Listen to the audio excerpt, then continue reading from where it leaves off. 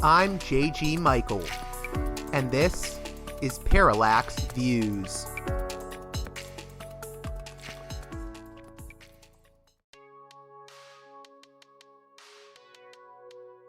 Hey there, Parallax Views listeners. Independent media matters, and your support makes it possible. If Parallax Views has challenged your thinking, exposed you to new ideas, or simply kept you company on your commute, now's the time to help sustain it. Listen, share, and if you can, support the show on Patreon at patreon.com/parallaxviews. One more time, that's patreon.com/parallaxviews. If you want, you can also make a one-time donation by contacting me at parallaxviewspod@protonmail.com. I can give you a link to my PayPal page if you contact me that way. Let's show what listener-supported media can do.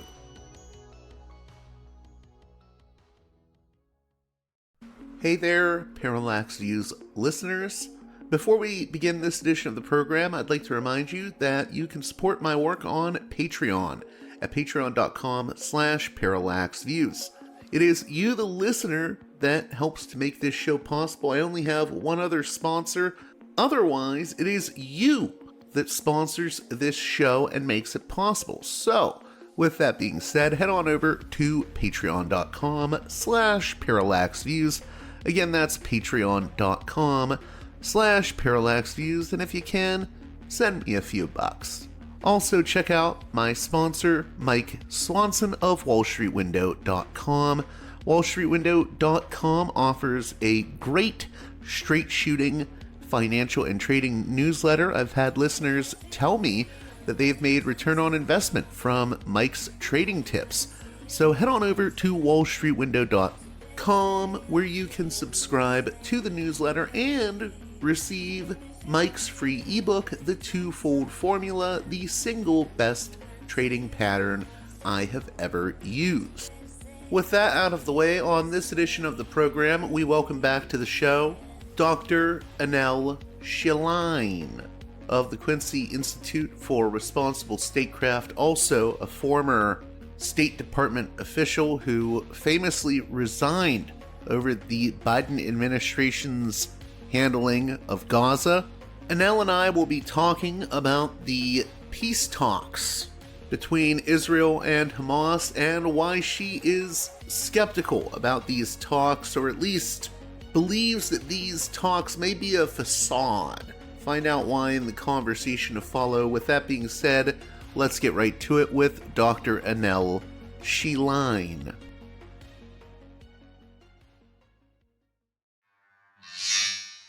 Welcome back to Parallax Views, one of my favorite guests. I always love speaking with her. I think she's a very principled and thoughtful voice, especially on the Middle East and Gaza. Dr. Annelle Sheline is a research fellow in the Middle East program at the Quincy Institute, and she previously served as a foreign affairs officer at the U.S. Department of State's Bureau of Democracy, Human Rights, and Labor's Office of Near Eastern Affairs before resigning in March 2024 in protest over the Biden administration's unconditional support for Israeli military operations in Gaza. And we're going to be talking about the talks happening right now in Egypt, the negotiations between Hamas and Israel. I guess, where should we start? Because I'm having a bit of trouble unpacking all of this. That I would say probably the best place to start is to point out that the talks in Sharm el-Sheikh are largely a distraction, similar to how the United States has continually used the facade of pretending to facilitate a so-called peace process in order to enable Israel to continue its policies, whether it was during the Oslo process that then allowed Israel to expand illegal settlements in the West Bank with no repercussions, to now allowing Israel to continue its genocide. This is merely intended to reduce pressure on Israel, which had been gathering And you see that manifested, for example, in the fact that European countries, where you had massive protests and continue to have massive protests opposing genocide, all of the talk, as a result of this public pressure, you had European leaders saying things like, we might boycott Eurovision if Israel participates. We may, pull out of sporting competitions if Israel participates, or reconsidering the trade relations. Israel, the EU is Israel's most important trading partner.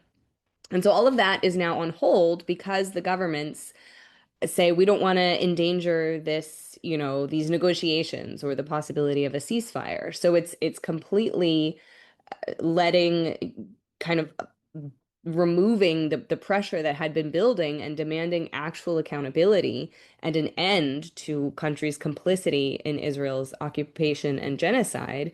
And instead, now, everybody's watching the ins and outs of what's happening in Sharm el-Sheikh. Has Ron Dermer gotten there yet or not? Just all of this is irrelevant when what we should be focusing on is Israel's ongoing genocide, which it is going to continue to do, even if by some, which I don't anticipate will happen. I think that this latest round of ceasefire negotiations is just going to result in the same lack of an outcome as all the other ones have. However, even if this one does finally result in some kind of negotiated ceasefire, Israel is just going to violate it at will, whether it's in, a few days, a few weeks. The January ceasefire lasted for 2 months. Um, Israel's project is to annihilate the population of Palestinians in Gaza, and they are going to continue to do that. And the U.S., unfortunately, continues to be invested in allowing them and enabling them to do that. So this Trump deal is all just an effort to take away some of that pressure. I was going to say, in that regard, it's even worth me asking you about this, I guess, 20-point plan. It started out as a 21-point plan that I guess Trump has said is getting everything solved in the Middle East. And I get the impression that that's more than just an over-exaggeration. It actually raises more questions than it answers, this 20-point plan. I mean, the plan itself, so as you said, is it worth even expending the breath to discuss it? But perhaps it is worth discussing because it is so horrible, to things like putting Tony Blair in charge of, or letting him have anything. I mean, Trump is the one, the chairman of the board, but ha Tony Blair to have a role in this.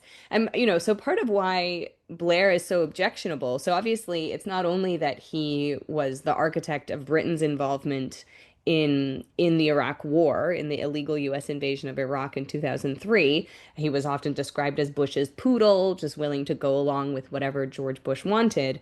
But he's on the Zionist payroll. So Larry Ellison, the rich, often the richest man in the world, one of the he who just bought TikTok in order to prevent it from continuing to show the horrors of what's happening in Gaza that have contributed to the fact that Israel has totally lost the narrative. And so now, because they've lost the narrative, now they just want to censor the information instead of trying to convince people.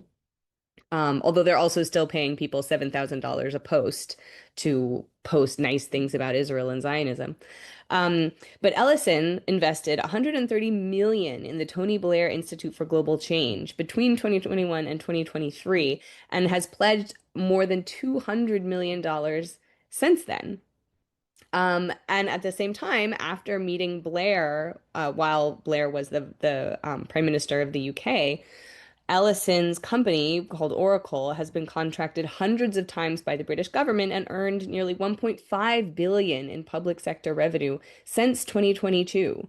So just the level of corruption here. And again, Larry Ellison is someone who's invested hugely in the IDF. I mean, he is the biggest, one of the wealthiest and most powerful proponents of Zionism and Israel's genocide, he's handpicked Tony Blair for this job because of the fact that Blair is bought and paid for by Ellison and by the Zionist agenda. So Real quick, I was going to say, not to interrupt you, but it's also telling to me that it's Tony Blair. It's not going to be like, why not have a Palestinian right, be part of this interim governor position they want to have?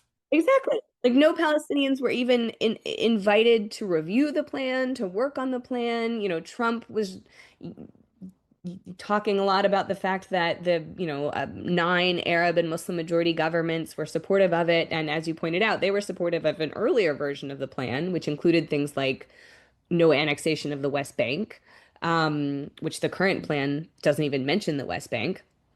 And was clearer on establishing a state of Palestine as the end result of this. I mean, this is what Arab countries have long maintained is their position.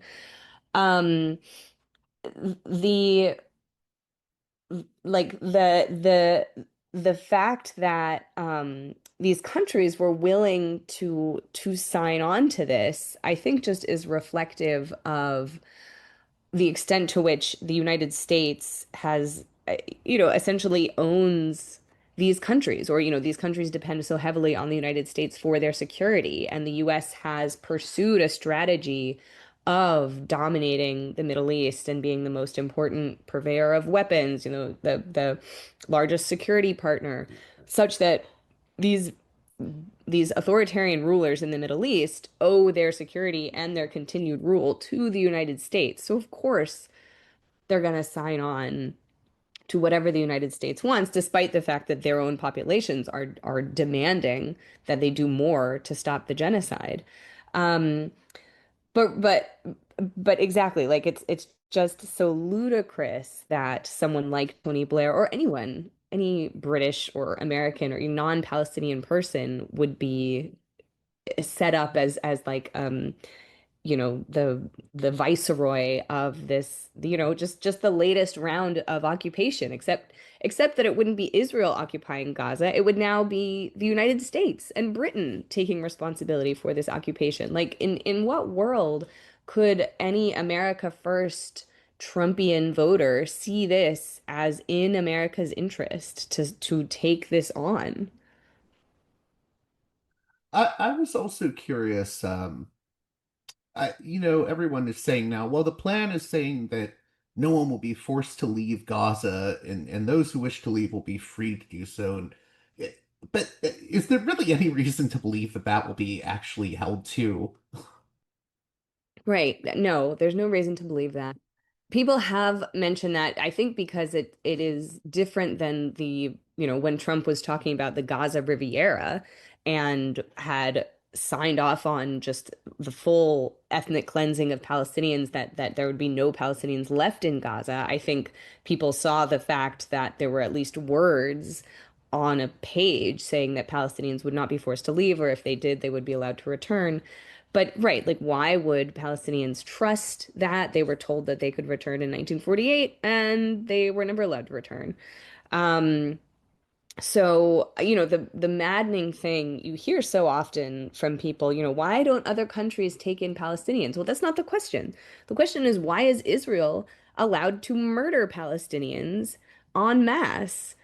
That is the question, not, well, Egypt should take them, well, Jordan should take them. No, Israel should not be allowed to just create conditions whereby they're they are, Gaza is no longer livable. And also they shouldn't have all been displaced to Gaza in the first place. The creation of the state of Israel, just this just goes back so far. And today is October 7th, and obviously there's a lot of emphasis on the events of this day 2 years ago. But it's just so maddening because this goes back decades, almost 100 years, and further. I was going to say, with regards to October 7th, and I just wanted your thoughts on this. I mean, from even from the Israeli perspective, I look at this and would think, well, what has been accomplished in 2 years other than just the massive death of Palestinians? I mean, I mean, those hostages still haven't been returned. And so the strategy hasn't really worked, and there's been all these basically side quests of like, oh, now we're going to do this in Syria, now we're going to do this in Iran, and what has actually been accomplished? Those hostages haven't been returned. I mean, unfortunately, this just demonstrates that the they are operating under a genocidal logic, whereby the point is to murder Palestinians, murder as many as it takes to get the rest of them to leave, such that Israel can then control the land. And after they're done with Gaza, they're going to do the same to the West Bank. They're already doing the same in the West Bank. Um, so, when you have Israelis that continue to support this. Like, at this point, I think poll numbers are a majority of Israelis just want the hostages to come home. They don't care if there's a ceasefire.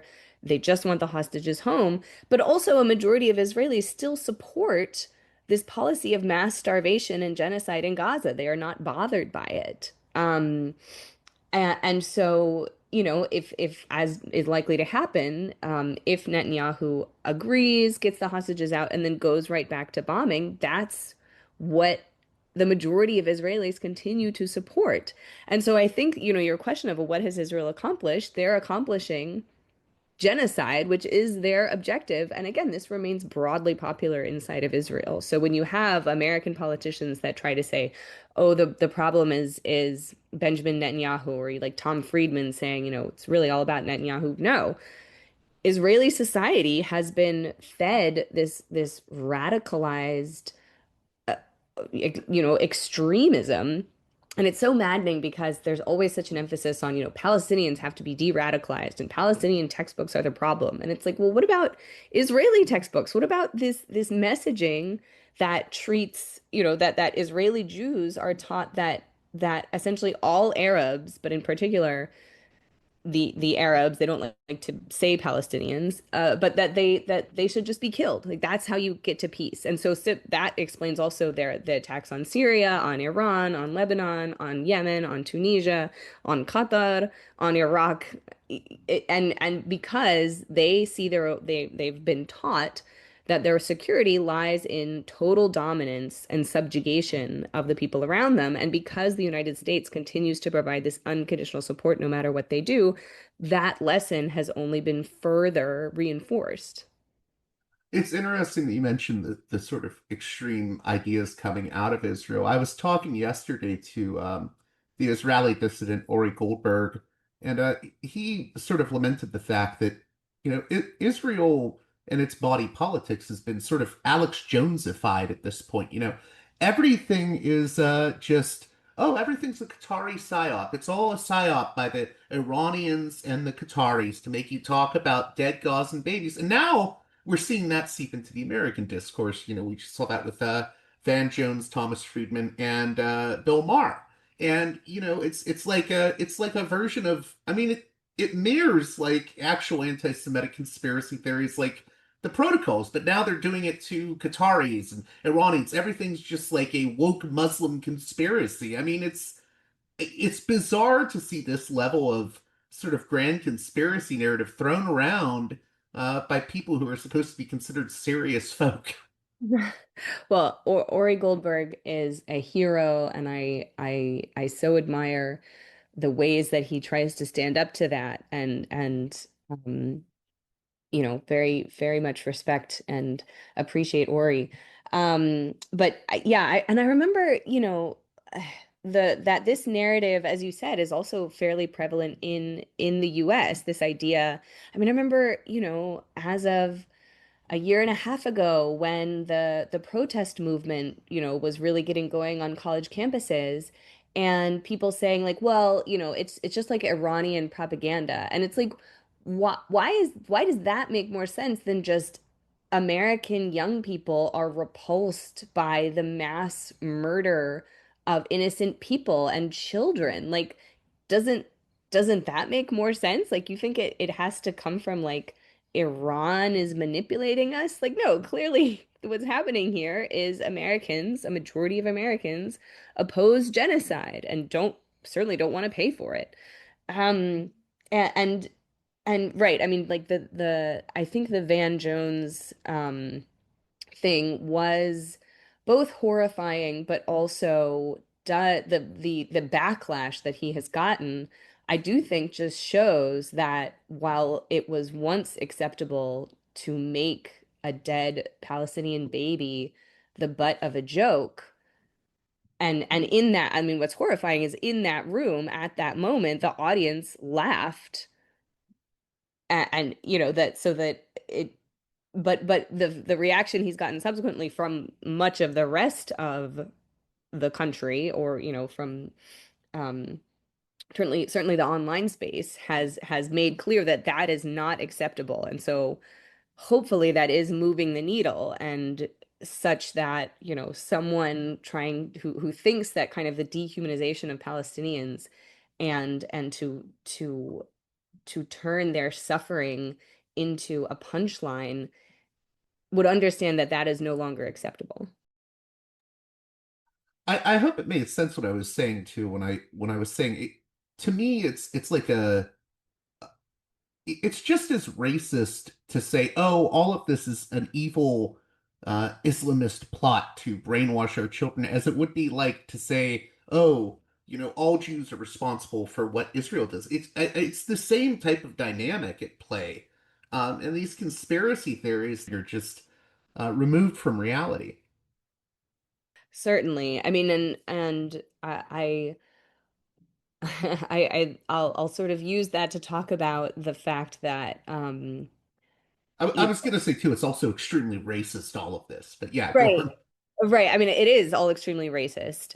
In particular, I think the way, and so one thing I've been thinking a lot about recently is the fact that that we never had to face any sort of accountability for what the United States did after 9/11, like the global war on terror, the millions of people that the United States killed in Iraq and Afghanistan and elsewhere around the Middle East, the lives destroyed, war crimes committed that were, for which people there was some accountability, but not enough. And instead of anyone ever really having to pay for that, for the fact that the US invaded Iraq on false pretenses, that even just like the idea that Afghanistan as a whole would be held responsible for the fact that bin Laden was there. I mean, that also is insane from just like a legal perspective. But there was never accountability for that. And now we're seeing, so not only has Israel run with that logic and sort of this idea that it's not about, so like in the laws of war, you are permitted to do certain things on a battlefield, and you're not permitted to do other things. And, you have to treat prisoners of war a certain way. You're not supposed to target civilians or civilian infrastructure.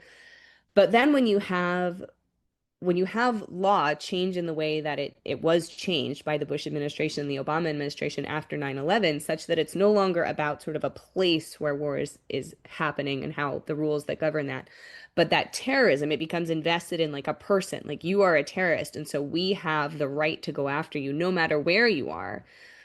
And the US, Obama did that, killing, with the drone wars, including US citizens in Yemen, including a child, an American child in Yemen. Um, and there was never any pushback to that. Obama didn't come in and say we need to investigate, the George W. Bush administration. We need to try them for war crimes. Um, because Obama expanded a lot of what the Bush administration had done, although they did it differently. Um, and so now this is obviously manifesting in things like the strikes on boats off the coast of Venezuela, where the Trump administration is claiming, that these are drug smugglers and that as a result they are terrorists. I mean, it sounds kind of crazy, but so does this idea that the United States has the right to just hit a terrorist wherever they are in the world, which again is not actually grounded in law, but the US changed the law in order to allow that. And so similarly, Israel is using that kind of logic to say, well, every Palestinian is a terrorist. This is why we have to kill babies because they're going to grow up to be terrorists. I mean, this is a genocidal logic. And and again, there was never, I think after the end of the Bush administration, that was the opportunity because, Obama came in. I mean, I remember that moment, this sense of like, okay, we're gonna like come out of this post 9/11 craziness. And instead of doing that, the Obama administration made different choices. And I think that we still need to do that as a society to come out and push back against the horrifying racism and Islamophobia that has enabled Israel to conduct this genocide on a population to you on this flimsy justification of these are terrorists, we're acting in self-defense, this was our 9/11.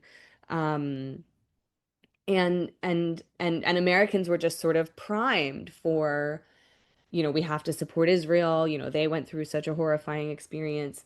And so as a result, like their completely disproportionate reaction, and again, this genocidal logic they have deployed in response and using October 7th as justification for this longstanding project of Zionism and the expulsion of Palestinians.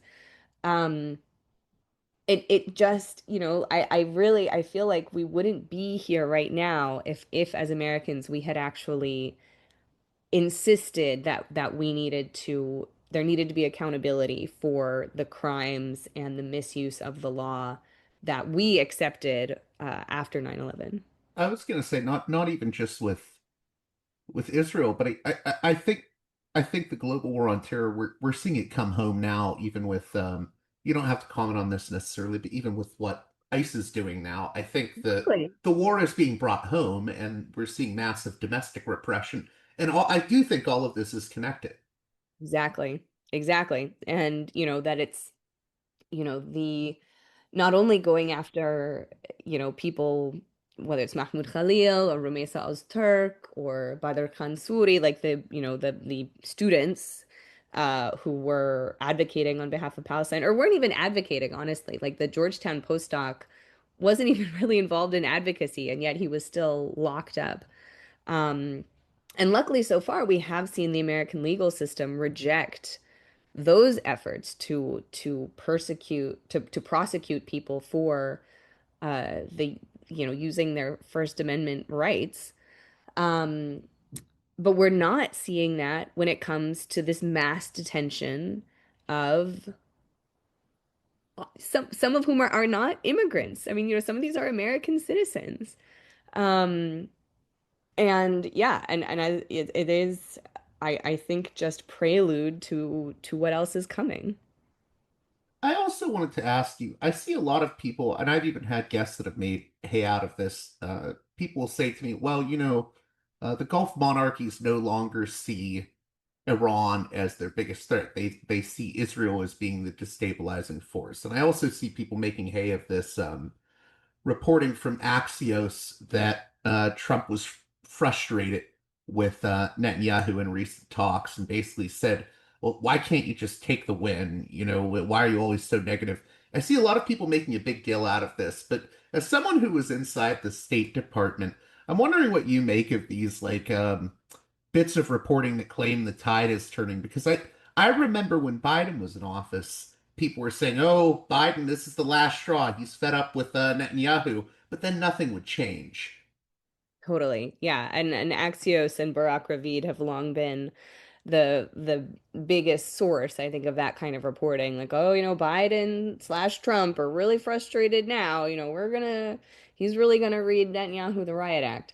Um, so yeah, I agree that this is all just part of the charade of our where this what's happening with the negotiations. Are we gonna get a ceasefire? Da da da. When in fact this is all just a distraction and a means for Israel to continue pursuing its agenda.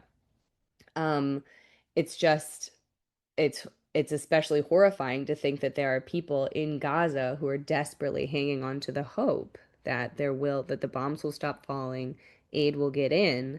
I mean, this is a life and death question for them, and Trump and the American and Biden as well. We're really just doing it as a way to distract us and to reduce the pressure on Israel.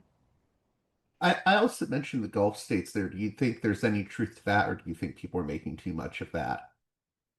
I mean, I do think that the Gulf states are seeing Israel as a more destabilizing actor than Well, Iran. especially with the strike on Doha. Oh, Yeah. totally. I mean, that was really shocking for the Qataris and for the other Gulf monarchies. Um, I think that this just deepens a trend that we had already seen, when Saudi Arabia and Iran normalized relations in early 2023.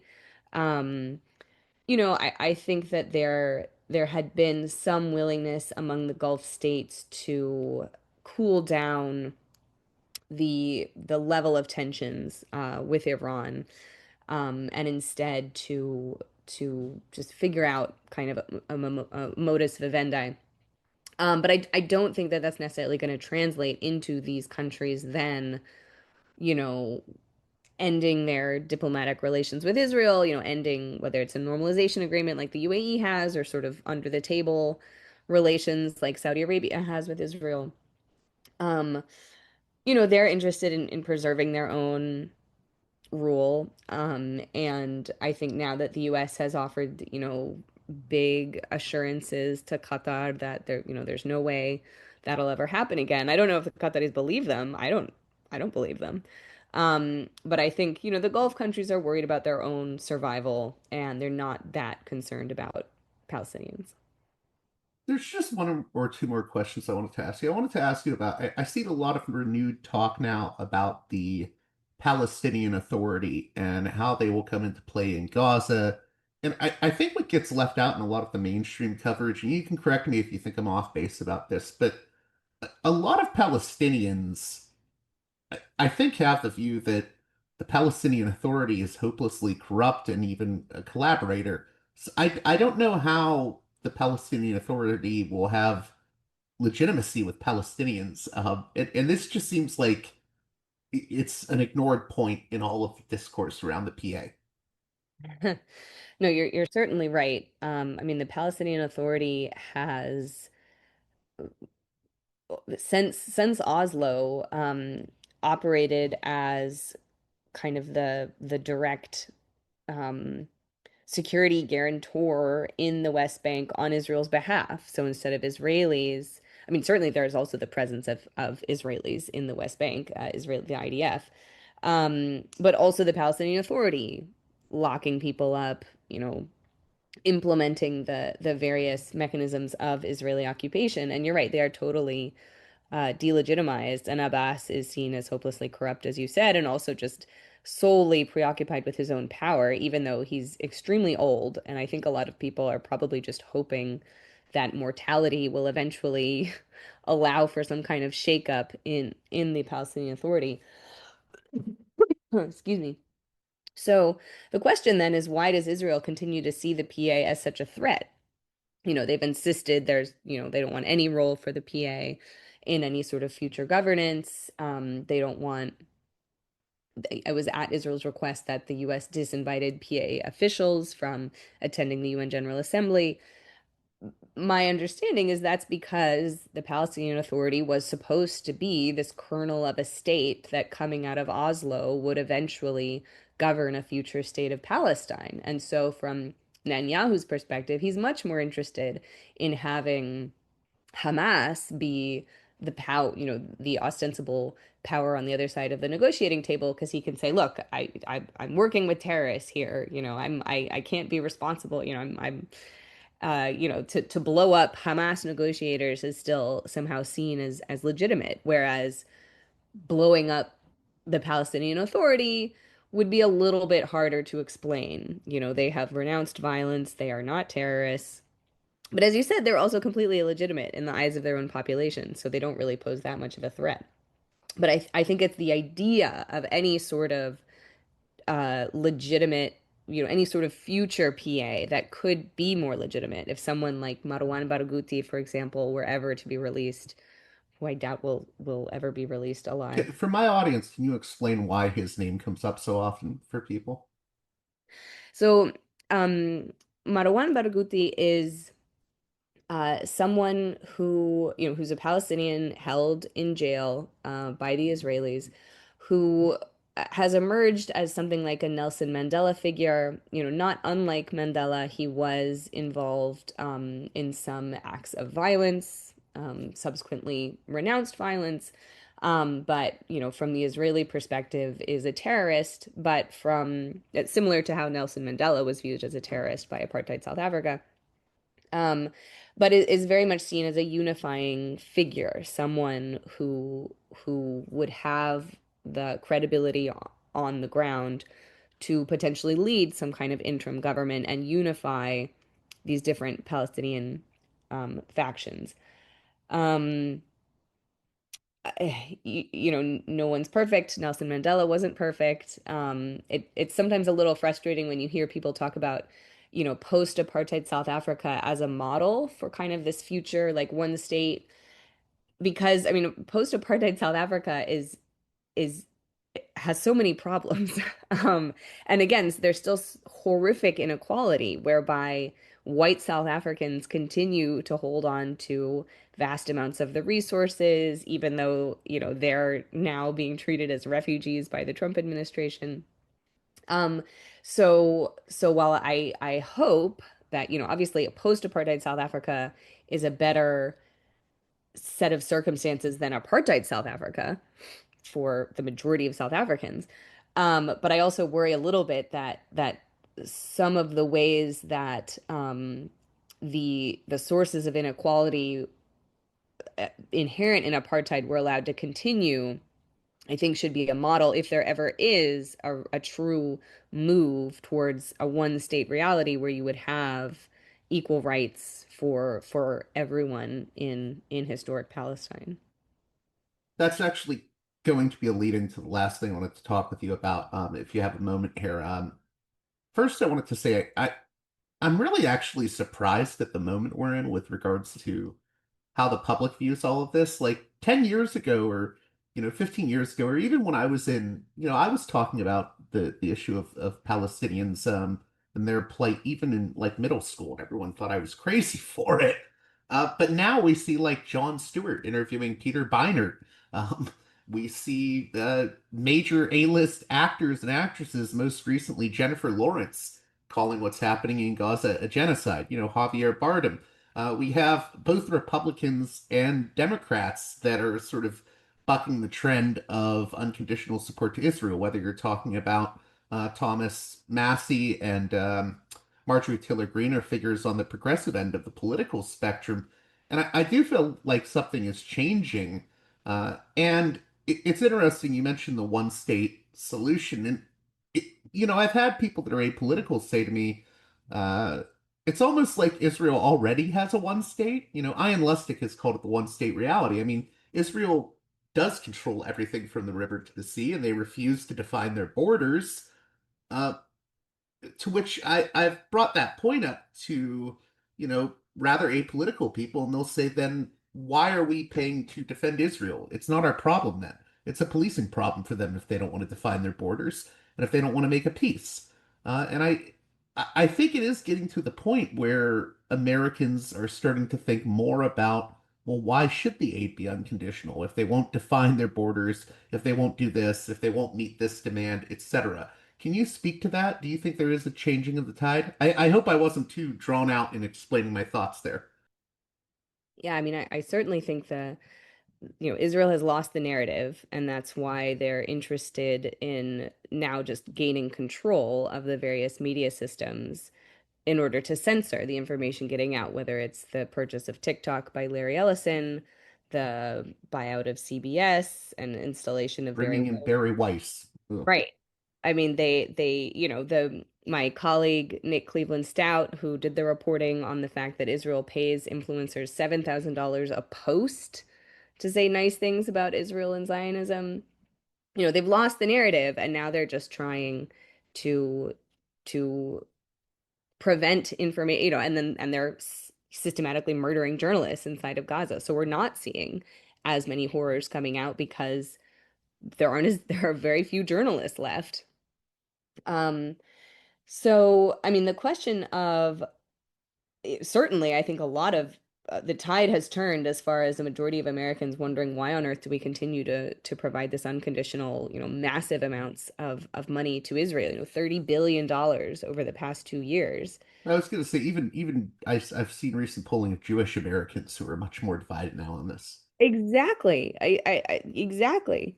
Um, so I do think that, they've really lost a majority of Americans on this, especially young Americans.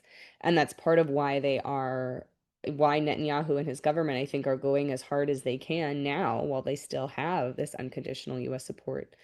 Um, the question of, a one state reality, I mean, a key difference, what Ian Lustig identified is apartheid. Whereas, the idea that a one state reality could actually be a solution would be equal rights for. Right, yeah, yeah. Well, that's the difference, right? I mean, right now there's a reality where Israel basically controls everything from the river to the sea, and there's no equality. But you could have one democratic state instead of that.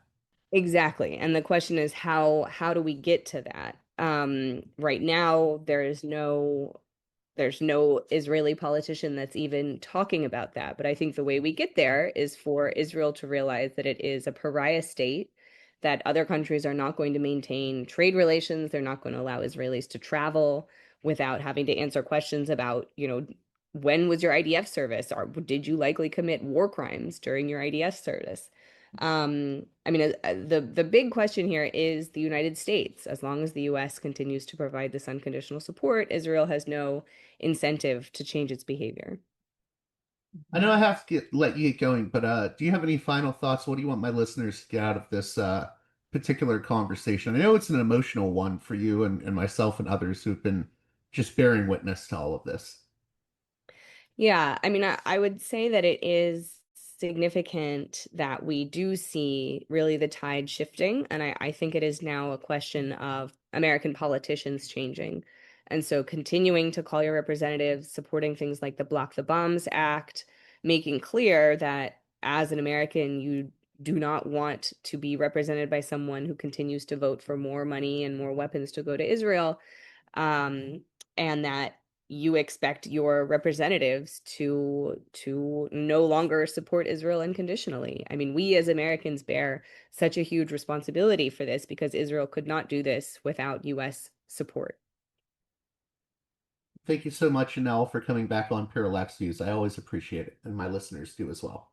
Thank you so much for having me.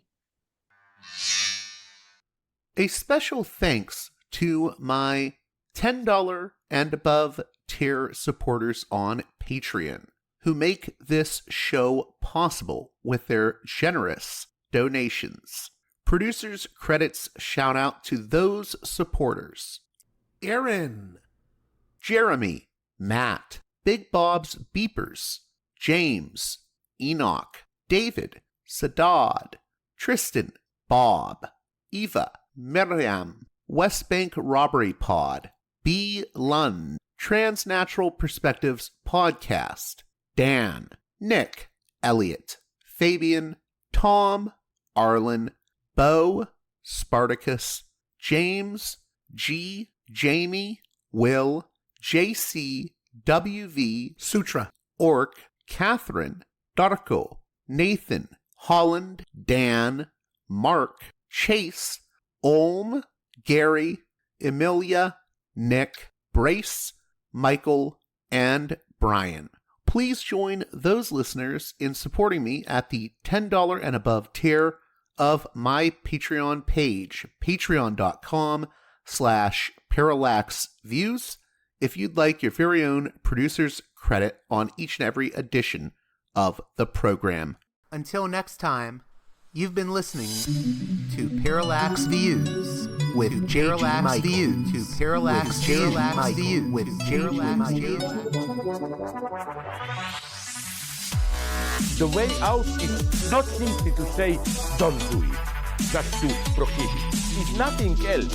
If we don't do it, others will be doing it like crazy. So, we have to confront the problem. But no, basically, I know of the great anxieties, problems, new forms of control, but it's also new forms of freedom. This is why I always emphasize that internet and all this new digital stuff, it's a very ambiguous phenomenon, but it's the field of struggle. New forms of enslavement, but at the same time, new incredible forms of freedom.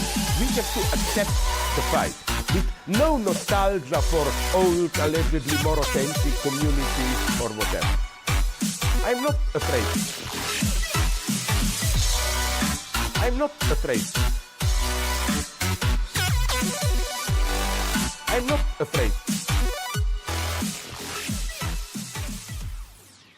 I'm not afraid.